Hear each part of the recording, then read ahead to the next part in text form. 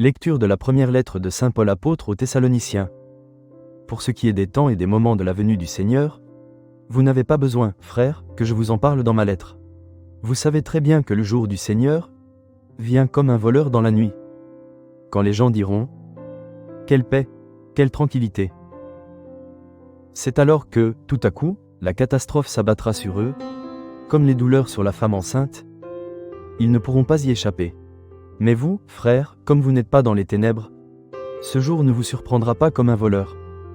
En effet, vous êtes tous des fils de la lumière, des fils du jour. Nous n'appartenons pas à la nuit et aux ténèbres. Alors, ne restons pas endormis comme les autres, mais soyons vigilants et restons sobres.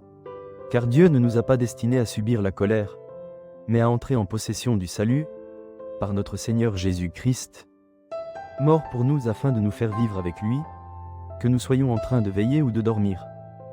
Ainsi, réconfortez-vous mutuellement, et édifiez-vous l'un l'autre, comme vous le faites déjà. Parole du Seigneur. Nous rendons grâce à Dieu. J'en suis sûr, je verrai les bontés du Seigneur sur la terre des vivants. Le Seigneur est ma lumière et mon salut. De qui aurais-je crainte? Le Seigneur est le rempart de ma vie. Devant qui tremblerai-je? J'ai demandé une chose au Seigneur, la seule que je cherche. Habiter la maison du Seigneur tous les jours de ma vie, pour admirer le Seigneur dans sa beauté et m'attacher à son temple. J'en suis sûr, je verrai les bontés du Seigneur sur la terre des vivants. Espère le Seigneur, sois fort et prends courage. Espère le Seigneur. Parole du Seigneur. Nous rendons grâce à Dieu. Je sais qui tu es. Tu es le Saint de Dieu. Un grand prophète s'est levé parmi nous, et Dieu a visité son peuple. Alléluia. Évangile de Jésus-Christ selon saint Luc. En ce temps-là, Jésus descendit à Capharnaüm, ville de Galilée, et il y enseignait le jour du sabbat.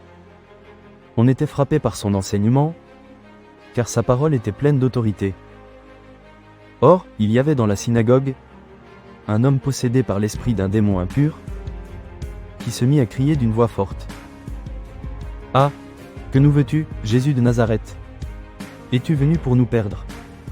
Je sais qui tu es le Saint de Dieu. » Jésus le menaça. « Silence, sors de cet homme. » Alors le démon projeta l'homme en plein milieu et sortit de lui sans lui faire aucun mal.